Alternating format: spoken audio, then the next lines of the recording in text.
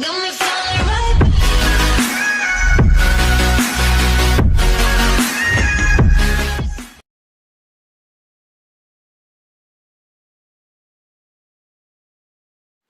nombre es Salma Caballero y me corresponde explicar el objetivo número 1 del bloque 1, que es la molécula de ATP y por qué se considera como moneda energética de la célula. Como podemos observar acá está la molécula de ATP, constituido por la adenina, que es la base nitrogenada, la ribosa, que es la azúcar pentosa, y los 3 grupos fosfato. Ahora, ¿por qué se considera como moneda energética de la célula? Nuestro cuerpo está constituido por células que necesitan de energía para realizar todas sus funciones vitales, así como también todas las actividades diarias. Los músculos necesitan energía para realizar la contracción muscular, así como también las células del miocardio necesitan de este ATP para realizar la contracción cardíaca, así como también otras actividades con la reparación del tejido y la secreción hormonal. Entonces podemos llegar a la conclusión que las células necesitan de este ATP para realizar todas sus funciones vitales. Gracias.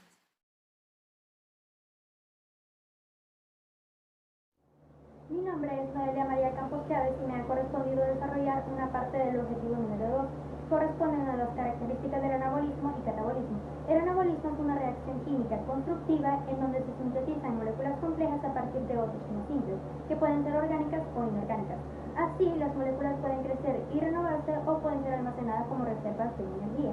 Las características del anabolismo son construir la base de crecimiento de nuestras células, mantener a los tejidos y crear reservas de energía para ser utilizadas en el futuro. Durante el anabolismo, las moléculas simples se convierten en moléculas de carbono, proteínas y grasas más complejas. Este proceso es regulado por hormonas anabólicas como la hormona del crecimiento, la insulina, la testosterona y el estrógeno. El catabolismo es la parte del proceso metabólico en donde se degradan, reducen u oxidan diferentes nutrientes orgánicos a sus formas más simples para que el cuerpo las asimile y las pueda transformar en energía. Las características del catabolismo son degradar nutrientes, extraer energía química de los nutrientes degradados para ser utilizadas por el organismo y nutrir al organismo utilizando los tejidos cuando hay carencia de alimentos. Importancia de las reacciones oxidativas en el organismo. Los procesos metabólicos en el organismo son reacciones de oxidación y reducción, también conocidas como reacciones óxido-reducción o también simplemente llamadas reacciones redox. Por lo general, la oxidación consiste en la pérdida de electrones y la reducción en la ganancia de electrones. Las reacciones redox son importantes para una amplia variedad de procesos químicos. El desbalance en las reacciones redox celulares se han vinculado con varias enfermedades, por lo cual mantener el balance de estas reacciones es fundamental para nuestra salud.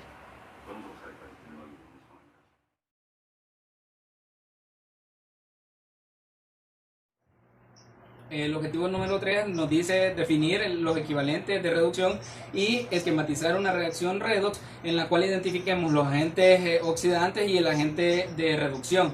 El equivalente de reducción se refiere a un número cualquiera de especies en las que se da la transferencia de un equivalente de un electrón que se da en reacciones redox. Las reacciones redox, ¿qué es lo que son? Son aquellas reacciones de tipo químico en las que se da el intercambio o transferencia de electrones entre reactivos.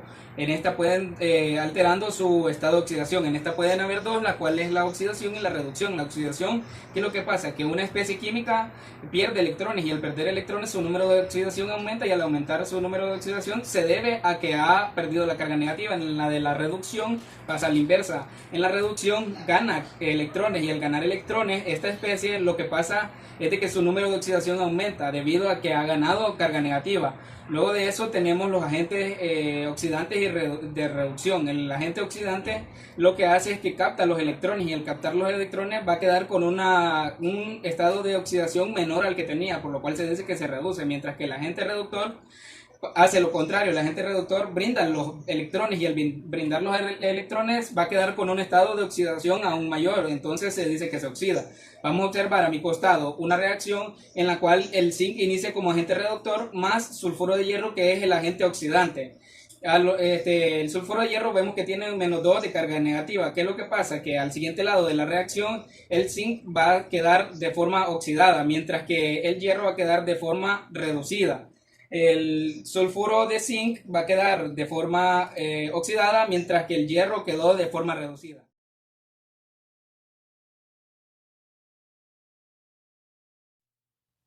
Me corresponde el objetivo número 4, la finalidad de la cadena respiratoria. La cadena respiratoria o el transporte de electrones es un conjunto de proteínas que transporta electrones en la membrana interna mitocondrial con grupos prostéticos capaces de aceptar o donar uno o más electrones. Los componentes de esta cadena aceptan electrones del transportador procediente para transferirlo en la siguiente en una secuencia específica, hasta llegar al oxígeno y reducirlo a agua.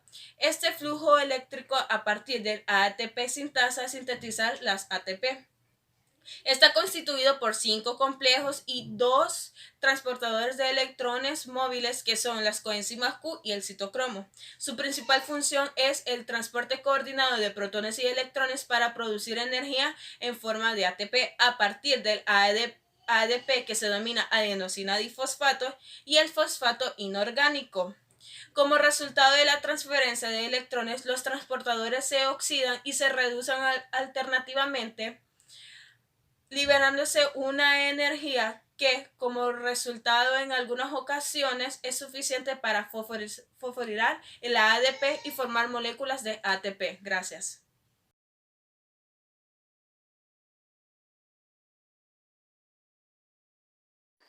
Vamos a hablar sobre el potencial redox.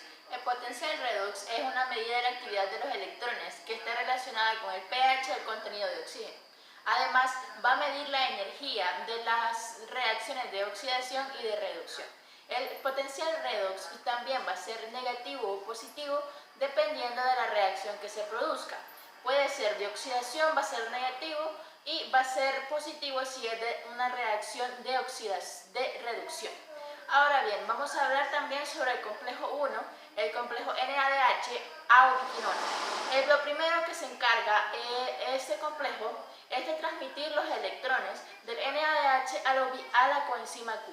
Va a realizar 2 procesos juntos, que va a ser una reacción de exergónica y endergónica.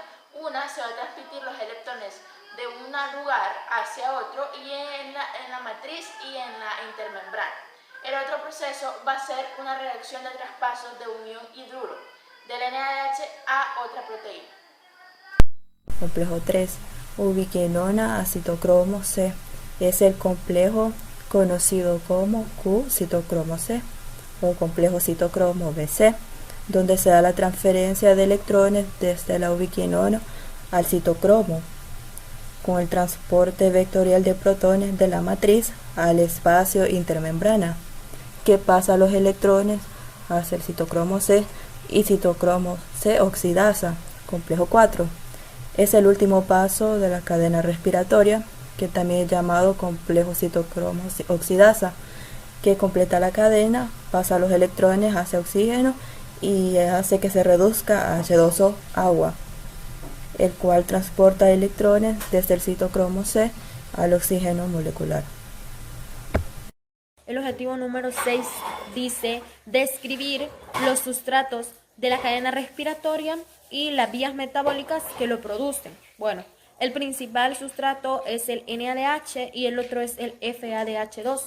Estos sustratos son principalmente productos del ciclo de Krebs y su proporcionalidad es menor debido a la glucólisis. Ahora, el NADH y el FH2 son moléculas transportadoras de electrones de alta energía. Ellas se encargan de capturar los electrones energéticos y transportarlos hacia los complejos correspondientes.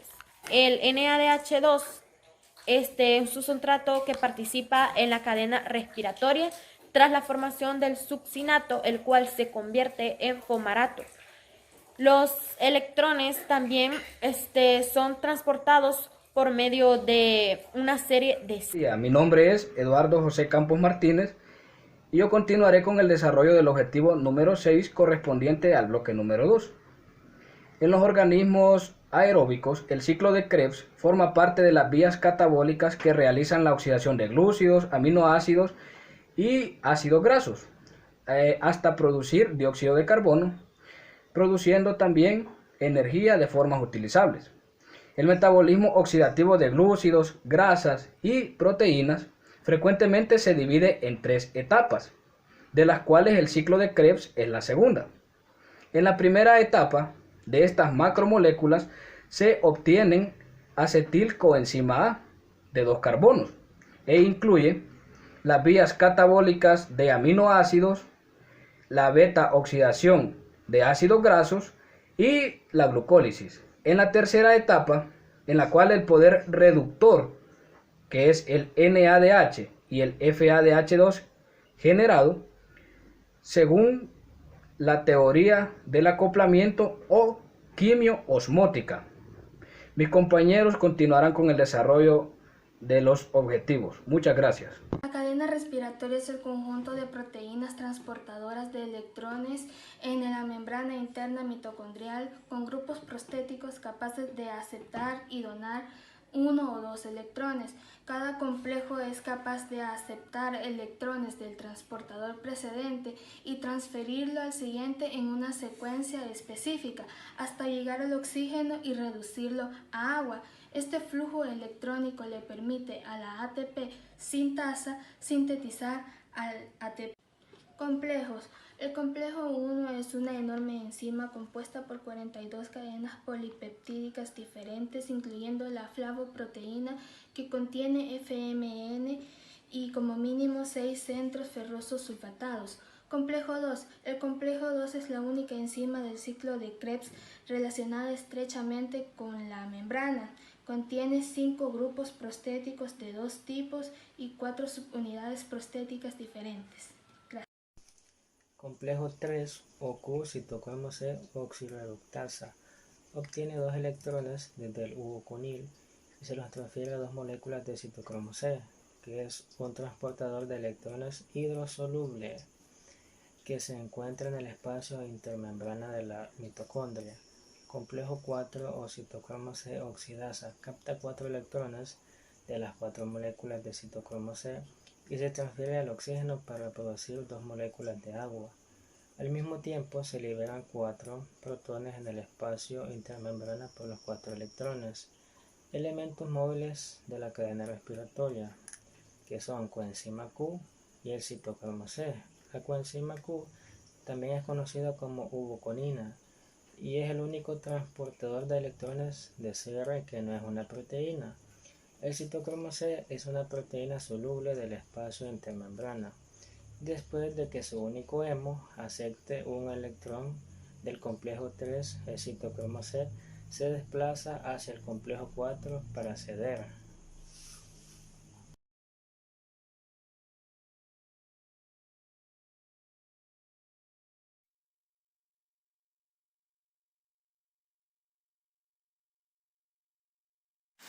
Buen día, doctora y compañeros.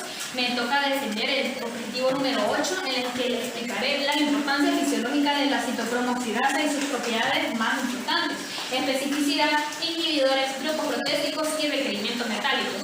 La citocromo oxidasa o complejo 4 es un complejo proteico enzimático que constituye el último eslabón de la cadena transportadora de electrones en la membrana interna de la mitocondria. Tiene una importancia vital en los procesos metabólicos aeróbicos de los organismos, ya que participa en catalizar azúcares para obtener energía y convertirlos en ATP. También participa en la muerte celular programada, ya que activa las caspasas, que son enzimas encargadas de la destrucción celular, y se cree que también participa en la regeneración tisular. Ahora su especificidad.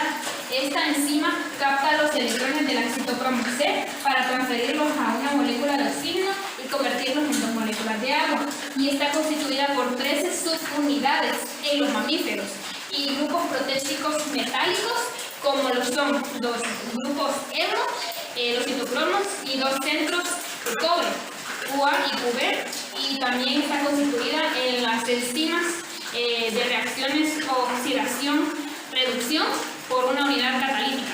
Gracias. inhibidores de la cadena de transporte de electrones. Estas son sustancias que se unen a algunos de los componentes de la cadena de transporte de electrones, bloqueando su habilidad de cambiar de forma reversible entre la forma oxidada y la forma reducida. Entonces, como ya mencioné, es en algunos componentes, el cual el cianuro es uno de ellos. Es porque este es un potente veneno que inhibe a lo que es la cadena de transporte de electrones y también a la fosforilación oxidativa, bloqueando el paso de electrones del citromo A3 al oxígeno del complejo 4. El monóxido de carbono. Este es un gas que se origina en lo que es el mecanismo de acción, lo cual es asfixiante. Se origina en la combustión incompleta de materiales que contiene carbono en su composición. Lo que es el ácido sulfídrico. Este es un gas doble efecto tóxico. A dosis baja posee un efecto local irritante sobre la mucosa.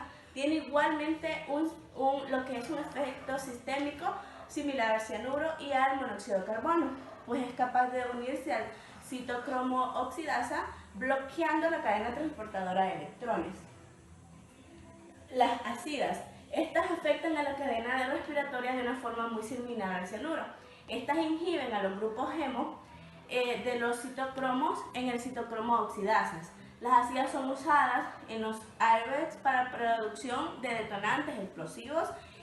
Tenga un buen día, doctora. Este día me ha tocado a mí realizar el objetivo número 10, el cual corresponde al bloque 3 de la discusión número 3, el cual es analizar los resultados obtenidos en el experimento citocromo oxidasa, explicando la función de cada uno de los reactivos, análisis y resultados. La enzima citocromo oxidasa está presente en muchas partes del cuerpo, especialmente en el músculo cardíaco, con excepción donde no hay mitocondrias. El último complejo del citocromo de la cadena transportadora de electrones es la del citocromo oxidasa. Por este complejo de electrones del citocromo C al O2. Ahora vamos a explicar lo que sucedió en los tubos. En el tubo 1 se presentó una oxidación de la p-fenildiamina, ya que ninguna sustancia actuó para inhibir a la enzima y bloquear la acción de la misma. En el tubo 2, parte del citocromo oxidasa se le agregó 1 ml de cianuro de potasio, que actúa uniéndose al grupo hemo del anillo de la porfirina del citocromo A3. De esta manera inhibe la enzima, evitando la oxidación de p-fenildiamina, el posterior cambio a la coloración. En el tubo 3 se utiliza un tubo comparativo, ya que se agrega agua destilada, p-fenildiamina, para el indicador de la oxidasa del citocromo oxidasa, el cual se compara con los otros tubos para ver si existe o no una reacción. Los reactivos utilizados son el fosfato disódico al 1.5, se utilizó como preparación del extracto citocromo oxidasa. La p-fenildiamina al 2% sirve para indicador de la actividad de la enzima citocromo oxidasa. En el estado de resultados es incolora y la oxidación se vuelve rojo-violeta. El cianuro de potasio se utiliza para inhibir al citocromo oxidasa, uniéndose al grupo hemo del anillo del porfirina al citocromo A3, evitando el transporte de la oxidación de los electrones de la p-fenildiamina y el cambio de coloración. Buenos días, doctora. A mí me correspondió el objetivo 11, que es explicar a través de un esquema en qué consiste la teoría quimiosmótica de la fosforilación oxidativa. Bien, la fosforilación quimiosmótica es la tercera vía biológica responsable por la producción de ATP mediante fosfato inorgánico y ADP a través de la fosforilación oxidativa, ocurriendo en la mitocondria de las células. La energía química de NADH es producido por el ciclo de Krebs. Es utilizada para construir un gradiente de ion hidrógeno o protones con una concentración mayor en las crestas mitocondriales y en menor concentración en la matriz mitocondrial. Este es el único paso de la fosforilación oxidativa que requiere oxígeno. ¿Sí? Que requiere oxígeno. ¿Por qué? Porque este es utilizado como un aceptor de electrones, combinándose con los electrones libres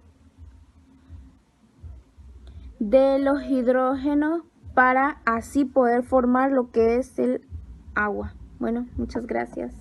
A manera de resumen podemos decir que la citocromo C oxidasa tiene propiedades fisiológicas como por ejemplo que actúa como metabolismo energético para la apoptosis o muerte celular programada, para la regeneración celular o de tejidos, para la especificidad, para la inhibición y para grupos proteicos y requerimientos metabólicos. Del objetivo número 9 cabe recalcar que un inhibidor es aquella sustancia que se une a alguno de los componentes bloqueando su habilidad de cambiar de forma reversible entre la forma oxidada y la forma reducida. Entre estos están el cianuro, el monóxido de carbono, el ácido sulfúrico y las ácidas. Cabe decir de que todos estos tienen un alto nivel de toxicidad.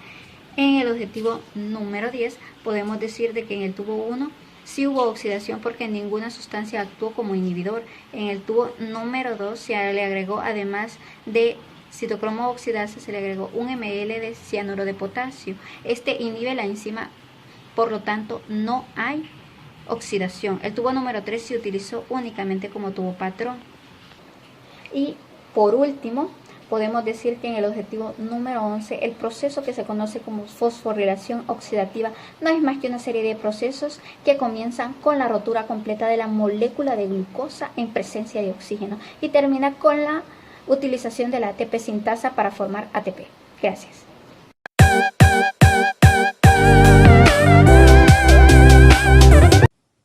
Buen día, doctora. Nosotros somos lo que es el grupo número 1, subgrupo B, y en este día nos toca desarrollar lo que es el bloque número 4. Esperando que sea de su agrado, de antemano muchas gracias. Mi nombre es Yamira Argueta y en este día me toca desarrollar lo que es el objetivo número 13, que reza de la siguiente manera: explicar cómo está formada el ATP-ASA, ATP sintasa y la función que desempeñan sus componentes. El ATP sintasa mitocondrial es una ATP-ASA de tipo F.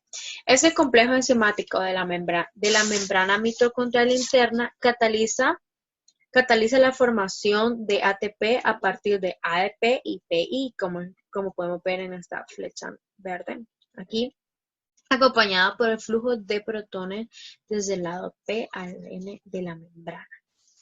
El ATP tiene lo que son dos componentes. En la flecha negra podemos ver el componente F1 y en la flecha verde de abajo, de la parte inferior, tenemos el F0.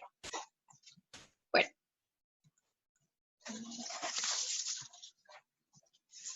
Luego tenemos la unidad catalítica de F1, que es el que había mencionado, uno de los componentes del ATP-ASA.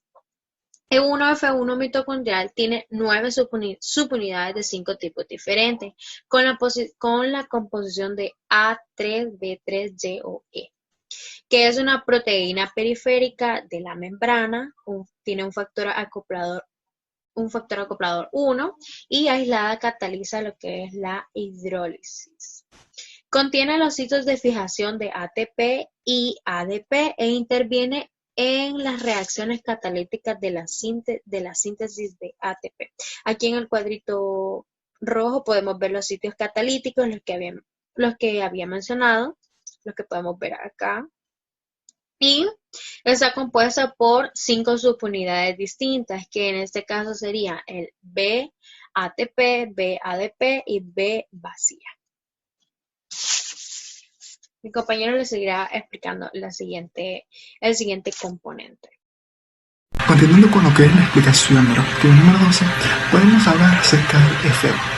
Forma el poro protónico, que está compuesto por 3 subunidades A, B y C, y la proporción A, B, 2, C10, 12.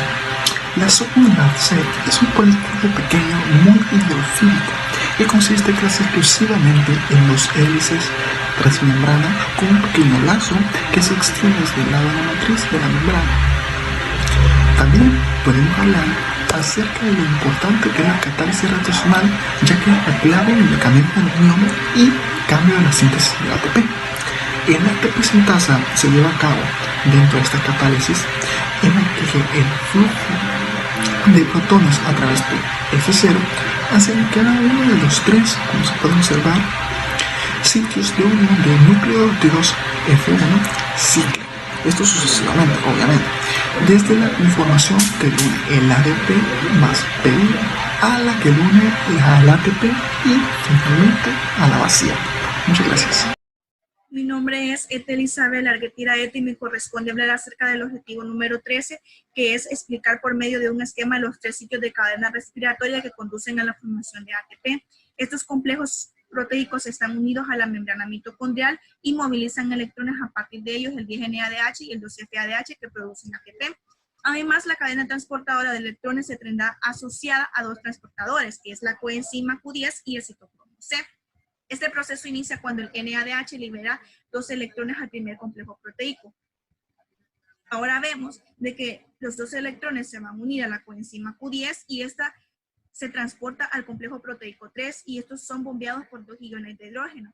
Aquí los electrones se unirán al citocromo 3 y se unirán a lo que es al complejo proteico número 3 y el complejo proteico número 4. Finalmente, los dos electrones son captados por un ion de hidrógeno y esos atraen lo que es un ion de oxígeno y aquí se formaron lo que es agua.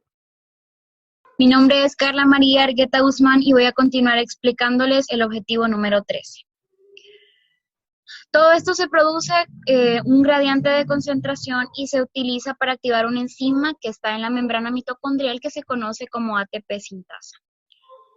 Por cada dos iones que pasen el ATP sintasa se forma un ATP y como cada NADH bombea 6 iones de hidrógeno, al final se formarán 3 ATP y con esto ocurren 10 NADH y al final este va a ser capaz de formar 10 ATP.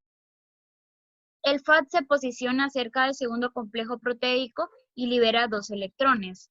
Esto lo transportan al tercer complejo proteico. Luego estos 2 electrones se unen al citocromo C y lo transportan al cuarto complejo proteico y van a ser bombeados 2 iones de hidrógeno. Estos 2 electrones forman agua.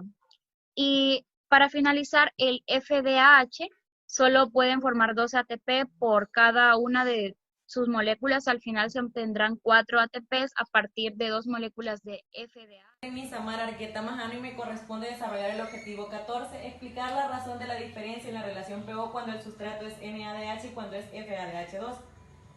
FADH2 se produce menos ATP porque entra por el complejo 2. De esta forma no provoca bombeo de protones por parte del complejo 1, con ello reduce la diferencia de protones. NADH produce más ATP porque entra por el complejo 1 provocando una diferencia de concentración de protones mucho mayor y por eso mucha más energía para la síntesis de ATP. Por cada fosfato que se une al ADP para dar ATP se requiere energía que liberan los electrones que son aceptados finalmente por el un medio de oxígeno con la consecuente formación de agua. De esta forma se puede establecer una relación entre el fósforo y el oxígeno.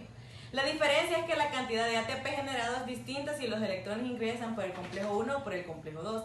En resumen, la relación fósforo-oxígeno se refiere a cuántas moléculas de fosfato son fijadas en relación a la cantidad de oxígeno consumido. El resultado neto es que por cada NADH es posible generar 3 ATP, relación 3:1, mientras que por cada FADH2 es posible generar 2 ATP, relación 2:1. Es decir, que cuando los electrones son captados por el complejo 1 se generan 3 ATP y cuando son captados por el complejo 2 se generan 2 ATP.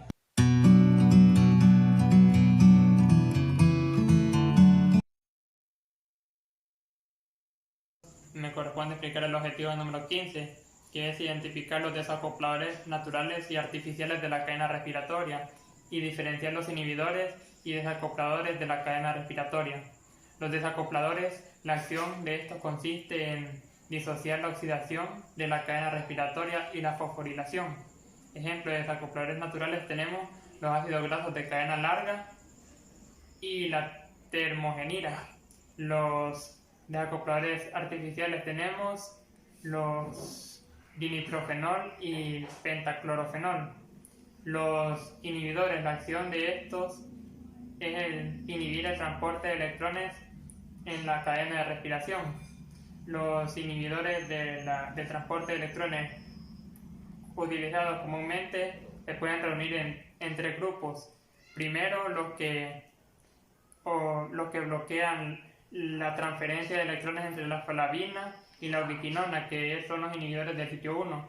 Segundo, los que bloquean la transferencia de electrones entre el citocromo C y el citocromo C1, que son los inhibidores del sitio 3.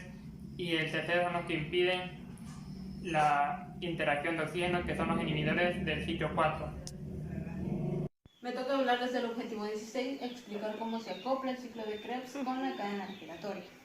Mediante la respiración celular, el ácido pirúvico formado en la glucólisis se oxida completamente en CO2 y agua en presencia de oxígeno. Este proceso se da mediante dos etapas sucesivas, que sería el ciclo de Krebs y la cadena respiratoria, en asociación a la fosforilación oxidativa. En la célula eucariota, el ciclo de Krebs tiene lugar en la matriz mitocondrial en presencia del oxígeno. Las membranas mitocondriales externas son permeables para la mayoría de las moléculas pequeñas, mientras que las internas son permeables selectivas y controlan el movimiento del ion hidrógeno. La cadena respiratoria se encuentra en las crestas mitocondriales, donde también se encuentran las enzimas necesarias y específicas para el acoplamiento energético y el movimiento de los electrones. Gracias. Hola a todos, el siguiente objetivo a desarrollar es explicar cómo se regula la velocidad de la respiración celular. Bueno, la respiración celular es un proceso metabólico mediante el cual la energía de los alimentos se transforma en ATP, y el metabolismo y los procesos metabólicos en general se van a encontrar regulados mediante el control de la cantidad de cada enzima, la actividad catalítica, la accesibilidad de los sustratos, y además de que en el metabolismo muchas de las reacciones que se dan también se encuentran controladas por el estado energético de la célula. Tal es el caso pues de la respiración celular, que es un proceso catabólico en donde la carga energética es el principal regulador de las vías metabólicas. Así que, en resumen, diremos de que los reguladores de la velocidad de la respiración celular van a ser la carga energética, es decir, la oferta y demanda de ATP que hay, la cantidad y la actividad catalítica de las enzimas que intervienen, y por último,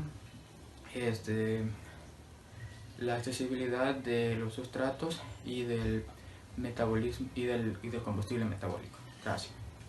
Buen día, mi nombre es Oscar Gabriela Vargas del grupo 1 de Bioquímica. En este día yo expondré el objetivo número 18, que nos pregunta cuál es la razón de la acidosis láctica inducida por el esfuerzo mínimo.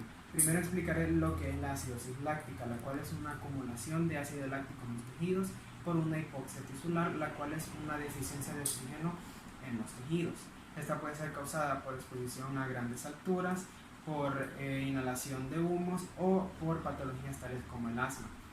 El ácido láctico se produce naturalmente durante el ejercicio debido a la mayor necesidad de ATP para mantener la función, pero este se convertirá en una acidosis cuando la intensidad del ejercicio sobrepase las capacidades de resistencia de la persona que está haciendo el ejercicio, ante lo cual la necesidad de ATP va a sobrepasar la cantidad de energía que puede aportar el oxígeno que está en los tejidos, por lo cual se acelerará la glucólisis anaerobia, lo cual va a producir lactato, y esto al final producirá la acidosis.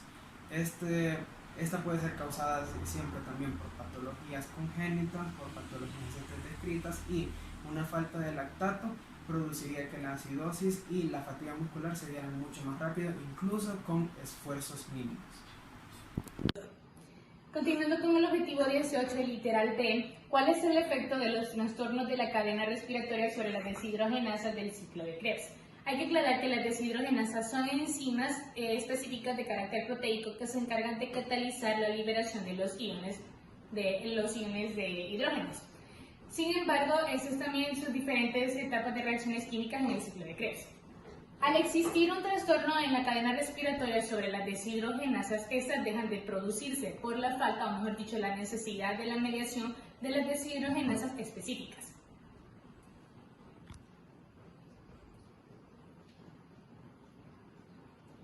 Algunas enfermedades de la cadena respiratoria son las enfermedades mitocondriales. Las enfermedades mitocondriales son las responsables de producir energía en una cantidad, en un porcentaje del 90% en el interior de nuestro cuerpo para mantener lo que es la vida y también ayudarnos en el apoyo del crecimiento.